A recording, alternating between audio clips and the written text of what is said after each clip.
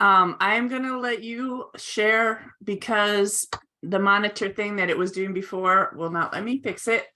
And that way I can see my notes. So when all you great folks have your questions, I can answer them easily.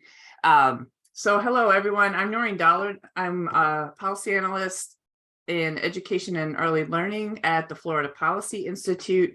I'm also the director of Florida Kids Count.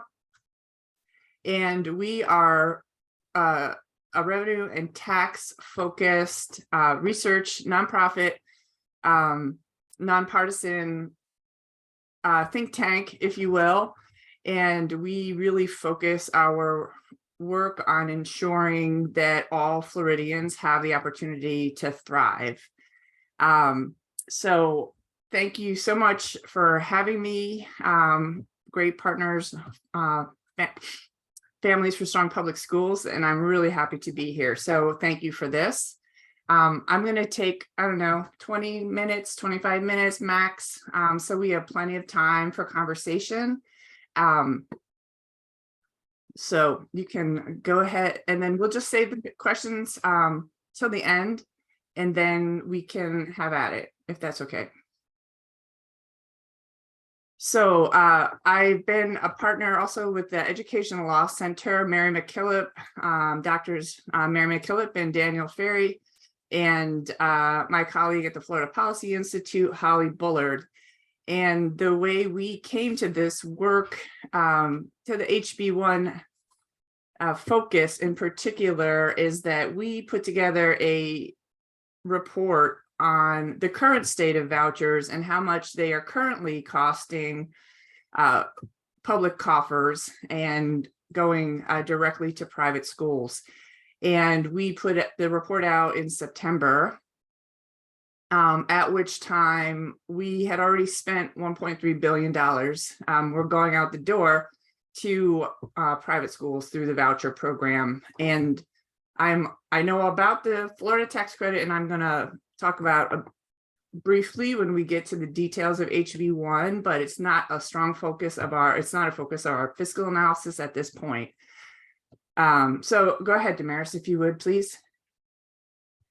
So I apologize for those of you who probably know this better than I, but just to lay out what the current landscape in Florida is, we have three kinds of vouchers: the Family Empowerment Scholarships for educational options, and these are considered traditional private school vouchers where funds are paid directly to private schools for tuition. We have the Family Empowerment Scholarships for students with unique abilities, and these are educational savings accounts that parents have control over, and they can use these funds to pay for approved educational uses. And we'll talk more about the particulars of what those approved uses are in a little bit. We do, as I mentioned, also have a Florida Tax Credit Scholarship, and this pretty directly mirrors the eligibility in the ways in which payments are paid to private schools. It mirrors the Family Empowerment Scholarships educational options. The reason I'm not focusing on the tax credit is not because it's not important, because we're this year up to $1.1 billion can be used for these scholarships. The reason I'm not talking about them is because it's a tax credit. So these dollars don't actually touch general revenue, which the Family Empowerment Scholarships, EO, and Unique Abilities both are coming directly from general revenue. Florida tax credit scholarships don't work that way. You're a business, you apply to get a tax credit, and if you get it, then you pay the money to a scholarship funding organization, and they send the money to the private schools. So anyways, please continue. So who's eligible now? Many of Florida's children are eligible now for these scholarships, at least based on their income or if they have a disability. For the family empowerment scholarships for educational options, students with families earning up to 375% of the federal poverty level, and that's $112,500 for a family of four. And actually, under the cap, it's really $400, at least according to the pre-K appropriations committee meeting yesterday. They were citing the $400, the 400% of federal poverty cap, or let's say it's a ceiling, because we'll talk about caps too. And it's $120,000. So not insignificant. Our state median income is, I think, around $61,000, $62,000. So half of all households earn below that amount. I distinguish the income ceiling versus the cap, because the ceiling is, you get this scholarship based on eligibility, whereas the cap, there are limits in current statute where the income cap can increase by 25% of the federal poverty level each year. So hence I said earlier, it's supposed to be 375%, but they're reporting 400%. So they've increased the income ceiling there, but there's also a numeric cap, and the number of scholarships can increase annually by 1% of the total FTE, which is about 2.9 million students in Florida right now. So, but there are students who are eligible for which there is no cap, and those are siblings of students who get the family empowerment scholarship who live in the same household, dependents of the U.S. Armed Forces personnel, dependents of law enforcement, and children who are in foster care and out-of-home care or other out-of-home placement, like group home, residential facility, children in foster care under the wards of the states or dependents. For eligibility, the Family Empowerment Scholarship for students with unique abilities are available to students who are eligible. Doesn't mean they receive them. These students with disabilities, there's no income ceiling for those students. Anyone who has an individualized education plan or is certified by a physician or a licensed psychologist can qualify. And there's more to the application, but essentially that is the eligibility for that those scholarships or vouchers. Next slide, please. So how is FES funded? It would take me a lot longer than 20 minutes to explain the Florida Education Finance Program.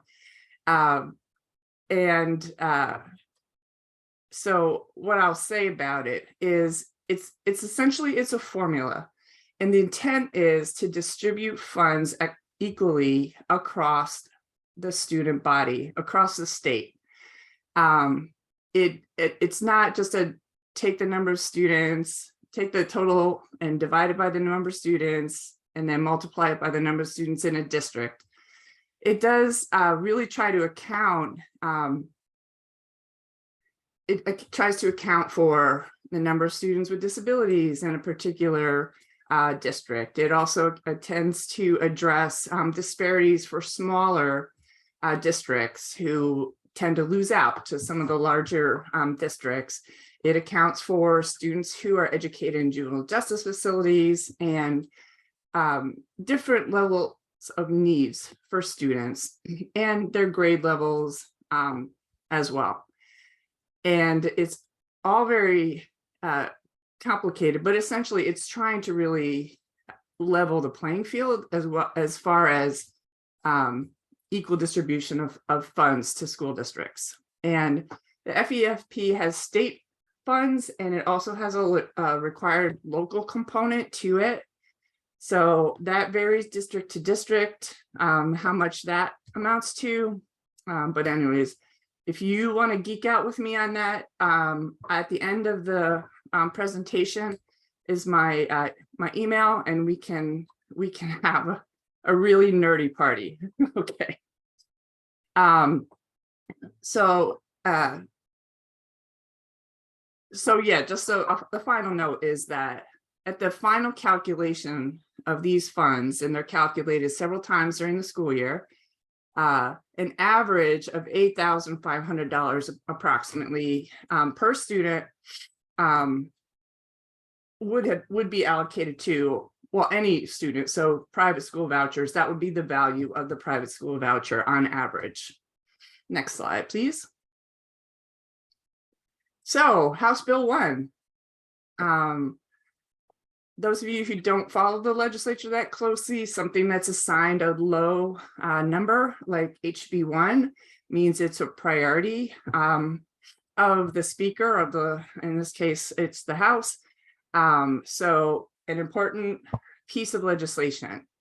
And how does it differ from where we are today with our vouchers, which are pretty generous? I think you would agree. But the HB1 would expand the eligibility for the Family Empowerment Schedule scholarship educational options to any Florida resident who is eligible to attend public school K through 12. There would no longer be an income ceiling on eligibility. There would still be the same priority given to families with low incomes, so under 185% of the federal poverty level. And it would still maintain that cap of 1% of the total student FTE statewide. The family empowerment scholarships for kids with students with unique abilities would be essentially the same as it is now, no real changes there, but the growth cap would increase to 3% from 1% of the state's exceptional student education population. So young people in special education classes, excluding gifted.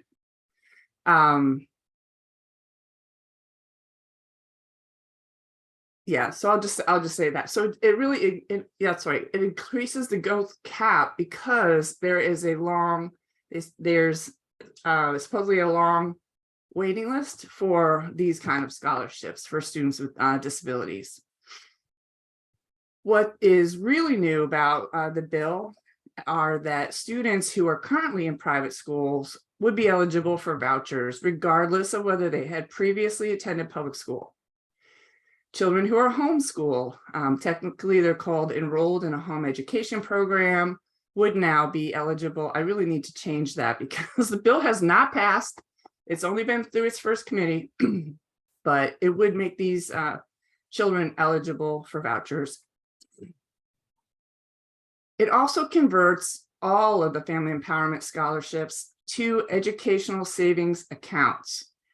And so that, you know, formerly I said, like with the family empowerment schedule scholarship EO, is that, you know, Step Up for Students, one of the scholarship funding organizations, would write a check to a private school. But they control the money directly. With educational savings accounts, expenditures still have to be approved, but they are in the possession of and under the management of parents. So just it's a little different way of providing these funds to eligible students. Next slide. So eligible expenses for this is FES EO, so tuition and fees for private schools. There has always been a transportation scholarship. So if you go to a public school and you want to go to a different public school than the one you're assigned to, you can apply for this and get up to $750 or whatever your school district allocates on a per student basis for transportation. Or if you go to one of Florida's lab schools or something like that, they'll help you out. Instructional materials, curriculum.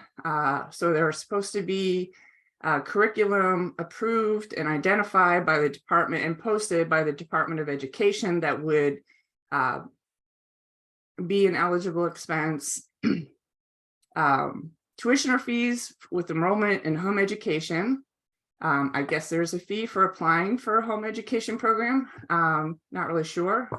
Private schools, as we've said, if you're going to post-secondary education institution, if you're getting private tutoring, going to an approved virtual provider as a private pay or for an approved online course, which are supposed to be posted as well.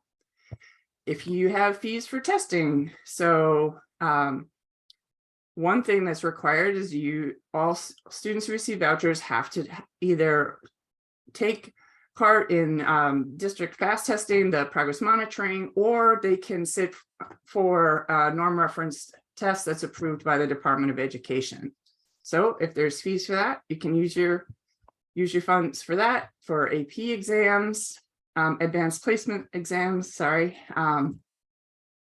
If you're sitting for some kind of industrial certification, you can use the fees for that.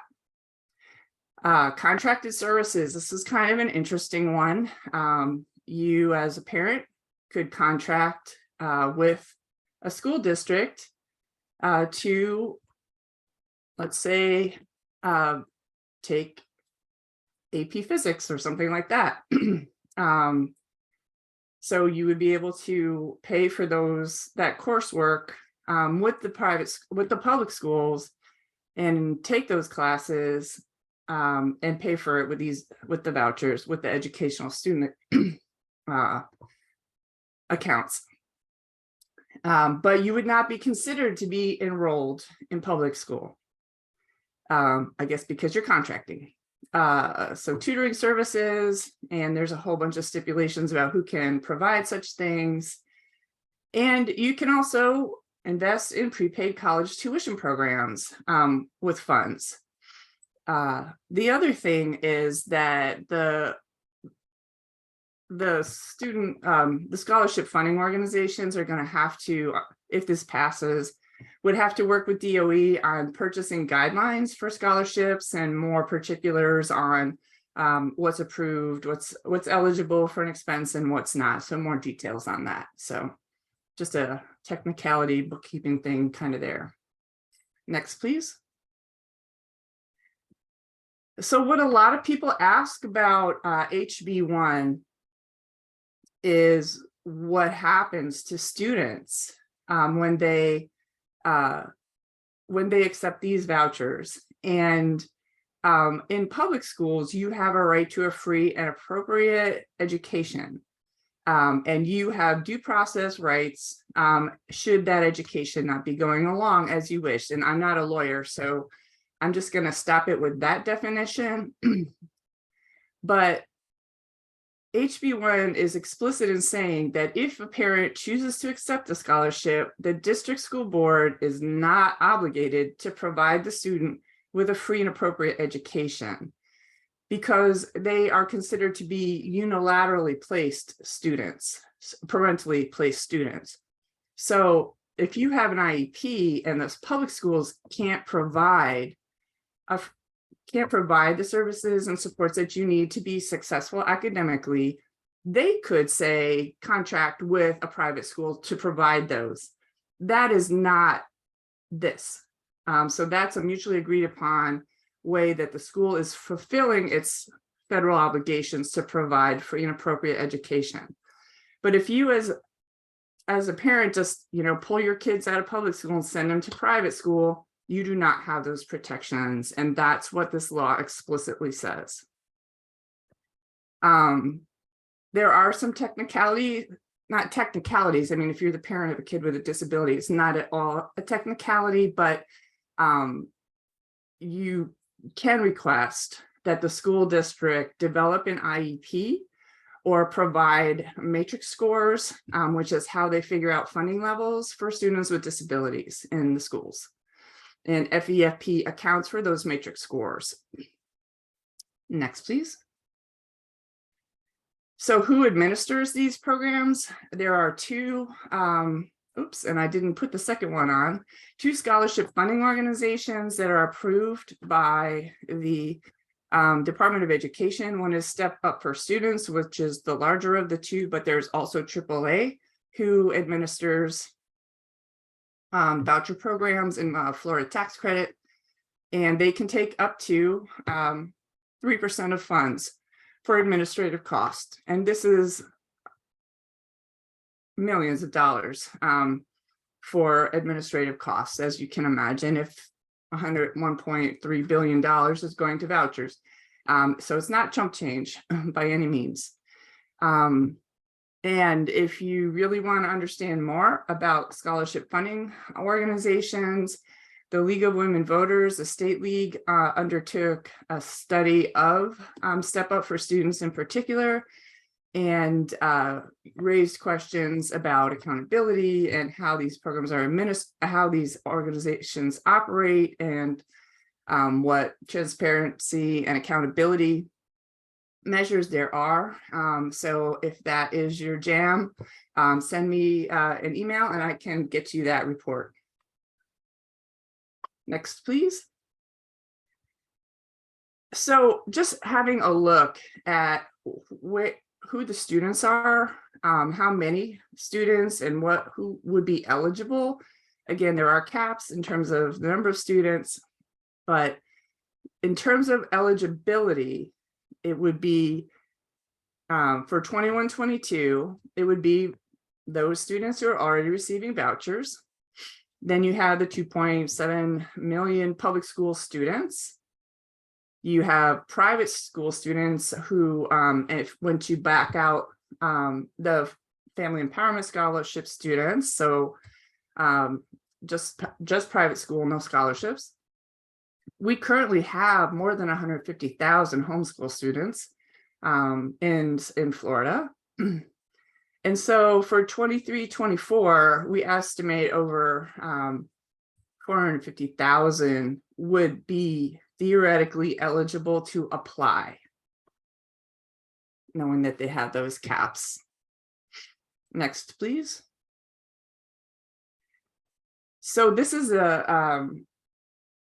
in the eligibility change happened in beginning of the 2022 school year. So in 2021-22, we spent $1.1 billion on vouchers coming directly from public funds. This year already, at the second calculation, we're at 1.4 billion, and we're waiting on the third calculation now. And using the population numbers that we just showed you and the caps, we estimate conservatively that next year there would be Florida would spend $4 billion if HB1 was to pass as is. So that's more than 10% of the state share of FEFP for K through 12. Next, please. So looking at per pupil aid, when you pull those dollars out, you go from $4,000 for public school state aid to an estimate of $3,261. So that's how much the school district is losing on a per pupil basis. Next, please. I don't know if this is going to work, but see if Damaris, if that'll go to the right. Yeah, you have to switch your screen share. You probably know that, sorry. So you can get this link and we can share this with you. But this will show you what the anticipated cost on a per district basis. So there's Hillsborough, as I'm sure many of you are from this fair school district, and I am too. Hillsborough currently, I think, is spending about $78 million this year on vouchers. And if that were to continue, if HB1 goes through unscathed, the estimate for next year is nearly $300 million. So that's a substantial portion. And here are the estimates. And if you live next door in Pinellas, you can get the figures for your school district or anyone in the state looking here. And I would encourage you to talk to your school board, your legislative delegations. I'm not completely sure that they have all the information on the cost of vouchers and how much is actually coming out of public school coffers. I don't think taxpayers understand this either. And we know that Floridians are committed to public education, and they pass referenda for sales tax, for millage. Yeah, I know, with 700 votes, and we're going to do it next time here in Hillsborough. But Floridians are committed to public education, and I think that demonstrates it. But I don't think people understand how much money is really being rerouted to private education. Next. Oh, so I guess go back to my slides, please.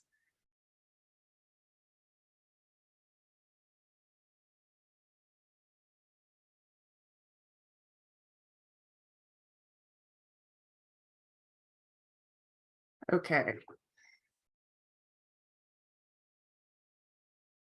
All right. Okay.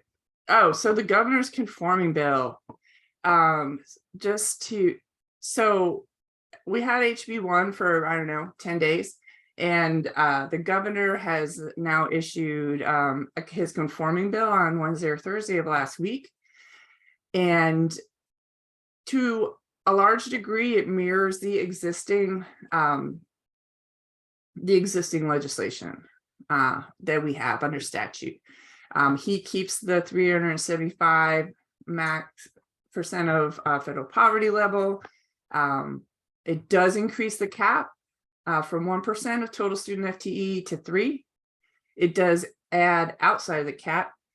It adds dependents of firefighters, EMTs, paramedics, and 911 public safety communicators outside of the cap. I guess I said that. Unlike HB1, which really explicitly says homeschooled students are eligible, it doesn't say that, but it removes them from students who are prohibited from taking vouchers. So same effect. So now there's more students who are potentially eligible. The FES UA has the same eligibility as the current statute. The Florida tax credit has the same eligibility as the Family Empowerment Scholarship. So not a lot of change there. Next, please. The authorized expenses are about the same. There are little nuances, but nothing really substantial. Next, please. So I'm going to wind this up here in case I haven't beaten this dead horse enough. We're already giving more than $1 billion to private schools, and the difference between the 1.3 and the 1.4 is the different calculations of the Florida Education Financing Program numbers. And to make this a little bit more painful is that, as I said earlier, the FEAP is calculated on an ongoing basis, so a couple of different times during the year. And so it leaves school districts in the position of not being able to manage their budgets because they don't have control over the front door of who gets these scholarships. And so they cannot predict all of the costs necessarily of these scholarships. And so it can be a real scramble to figure out how they're going to cover the loss of dollars. I said $4 billion is our conservative estimate of what this would cost. Next year, it can only go up as the cap increases. More kids are able to enroll, apply for these funds. There's also no funding identified to support the expansion of, which is essentially, in my mind, the expansion of responsibility of public schools, because now they're responsible for all these other students who've never touched public schools before. There's no funding identified for that expansion. Looking at the experience of Arizona, Arizona, for those of you who don't know, adopted, legislated, universal voucher program this school year, and not even the beginning of this school year. And there was an estimate of $30 million that were attributed to, that were allocated for for school voucher programs, because the legislature said, oh, well, the dollars from public schools are going to follow the students out to the private schools. What their experience has been is that 75% of the applicants for these for these vouchers are private school students who were never in public school. And currently they're in the hole for something like $300 million because of the voucher program. If you need exact figures, let me know, I'll get them for you. Since we're in Hillsborough, I thought I'd talk about Hillsborough, and if HB1 passes, the number of students and the size of the budget would it be larger than Hillsborough. And I don't need to tell you, we're always in the top 10 largest school district in the nation. I don't know if we're 7th this year or 8th. You guys probably know better than I, but pretty darn big. Is what I would like to, is the idea that I would like to leave you with, and no way to fund it. So this is me. Feel free to shoot me a note, and we can continue this conversation after tonight. And for now, we can take questions, comments, have a conversation. So there is a question that says whether an EO or an EA, the eligible expenses apply, ? They're a little bit different because if I understand your question, with the for students with unique abilities, they do specifically identify certain therapies that might be needed to support a student's academic success, but they are all they're all specified for each of the different family empowerment scholarships. If you have a question, please go ahead and type it in. We'll be happy to answer them. Just as a point of clarity, earlier, I think there was on the slide, it said that if they didn't accept the voucher, they wouldn't receive, they would let go of their rights. It's the opposite. Yeah. So if you say, I'm leaving public school, those public schools have you are giving up your right to a free and appropriate education and your due process rights. Thank you. I will correct that. You can there's another question. Let me grab it. So I can answer this. What is the current status of this bill? The current status of this bill is it's waiting to be heard in the pre-K 12 appropriations subcommittee. It was not calendared for this week. They get released about a week ahead of time, exactly a week ahead of time, not about a week ahead of time. The next time that committee meets is Wednesday, the 15th, but it will not be heard. We will post it on our social media and alert people. We have a friendly car that's going along a road that'll show you where it's going to go. And it has one more committee stop after that. And then it would go to the House floor after that. But this is really important because while it is going to that committee, this is a great time to reach out to those committee members and raise our concerns, ask our questions. And we have an action page. If you go to strongflschools.com/take action, you can go, there's options to click links and easily email your legislators, to easily tweet them, to easily reach out to them and let them know. Also, just as a point of information, our delegation met last week here in Hillsborough.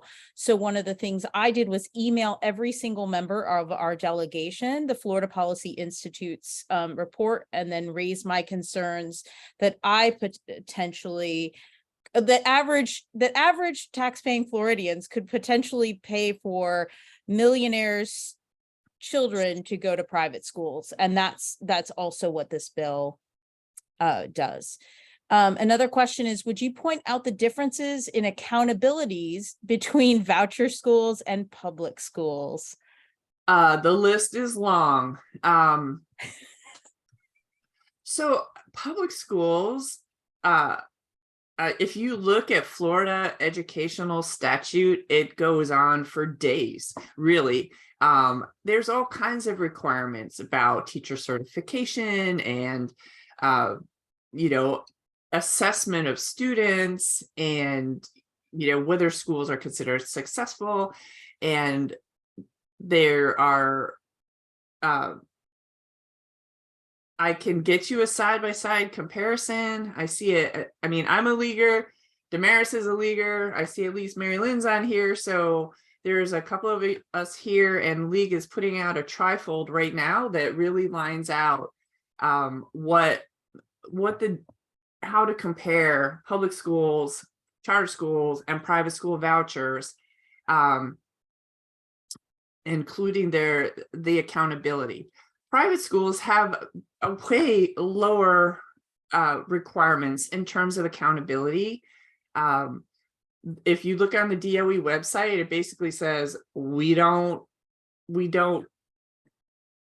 make it the rules for private schools. They have to, declare that they're there and they're an educational institution, but that's it. Now, if they take scholarship money, there's a little bit more, marginally more accountability requirements for them beyond just saying, hey, I'm a private school and I'm here and this is our principal and this is our budget.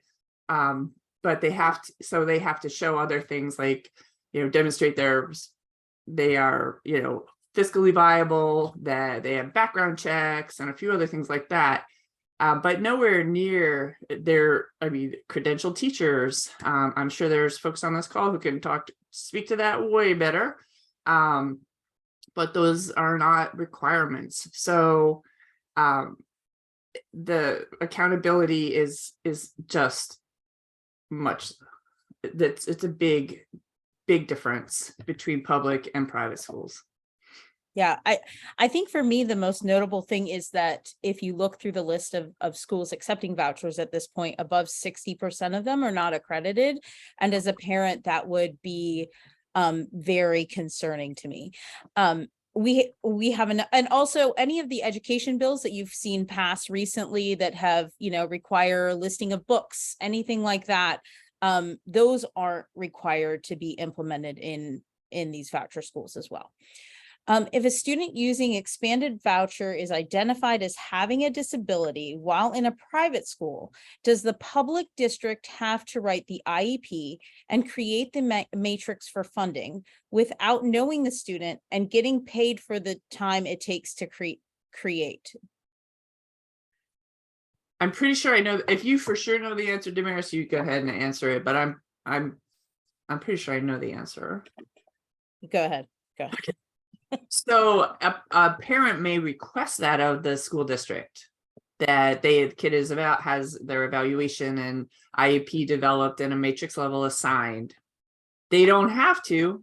They could go to a physician or a licensed psychologist, and that person can write an evaluation and attest to the student's disability. But that's what I know. That was my understanding as well.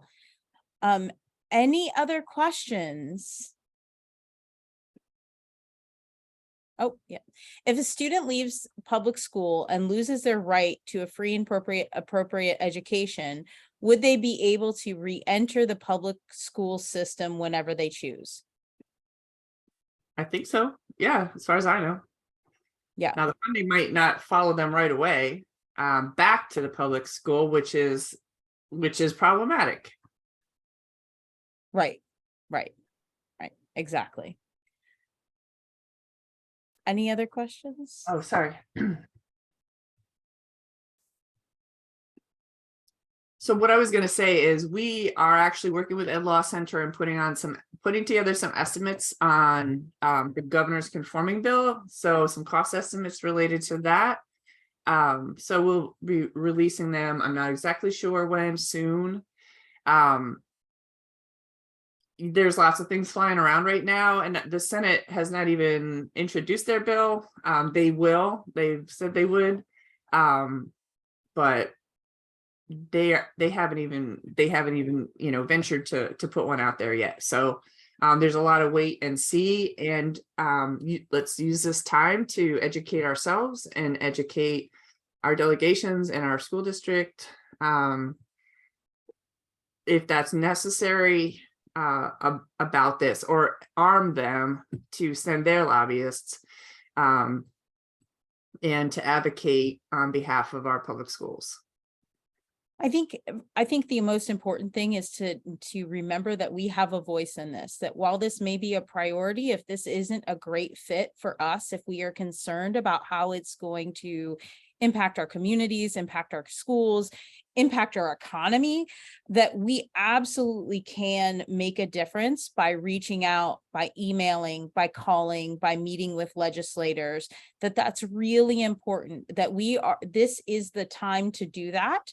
The time to do that is not when it hits the House floor. It is absolutely when it's in committees.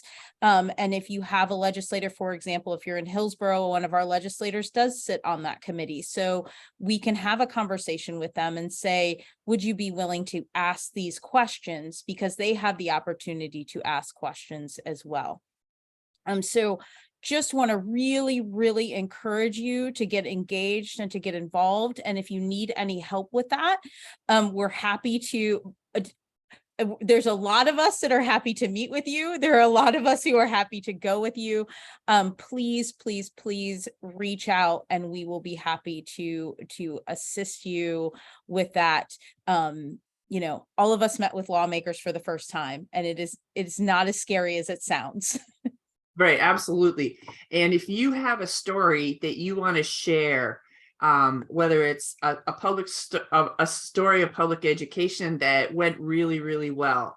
My son, he went to IB, at Hillsborough, he had a great experience, and he was very solidly prepared. And for going to college and all those things, and lots of parents have that experience too in common, and who might not share that story with their legislators. If you know, or you are a parent who's had a bad experience, I'm very sorry for that. But if you're willing to share that, it's really important that they see me come and they're like, oh geez, Dollard, she's gonna throw some numbers at us and go on and on. But when the constituents are talking, when parents are talking, to say, hey, this is my experience and this is what happened to my child, and this legislation really imperils my child and his or her opportunity for a good education that all of our kids deserve, that our Constitution says we should have. So if you have that kind of a story, please let us know, and we can connect you to the folks who are collecting those stories. Also, again, if you go to strongflschools.com / I don't know if this is backslash or for it's this way. Sorry. Take dash action.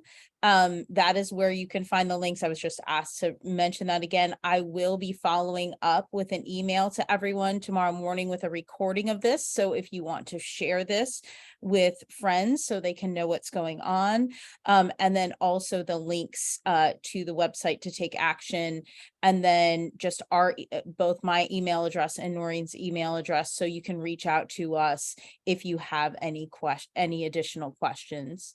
And you can visit our website too if you want to read the report, if you want and both the original report and the updates on HB1 and our estimates. It's right on the homepage, floridapolicy.org. Feel free, have a look, reach out with any questions or comments. Thank you. And I will, sorry, I failed to mention that. I will link both of those in that email as well, so you don't have to go searching for it. Both of us also are on social media. So for us, all of our social media is Strong FL Schools. And then Noreen, I don't know what yours is, sorry. Okay, so that's two of us. I know if I search Policy Institute in. Well, it's either at FL Policy Institute or at Florida Policy, depending whether it's Facebook and Instagram, Florida Policy. We are on Twitter. Why isn't our little, oh no, that's at Florida Policy. That's our Twitter handle. Our Facebook page has a rerun of this presentation. Also, if you want to hear what different people, it's the same essential presentation, but different questions were asked. So if you're geeking out on this like me, you can go look at another take on this there.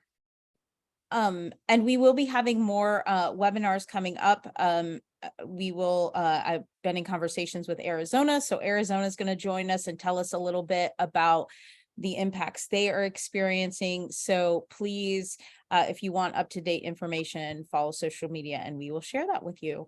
If there are any other questions, we're happy to take them. Ask and you shall receive. Yes, thank you. No, it wasn't a question. It was a thank you. Thank you so much for joining us. We really appreciate it. And we really appreciate you taking your time out of this evening. And thank you, Noreen, for this very informative and empowering pieces of information, because we can use them to make a difference. We really can. So thank you so much again for joining us. Like I said, if you have any other questions, please feel free to reach out. I hope you all have a wonderful night. Thanks. Good night.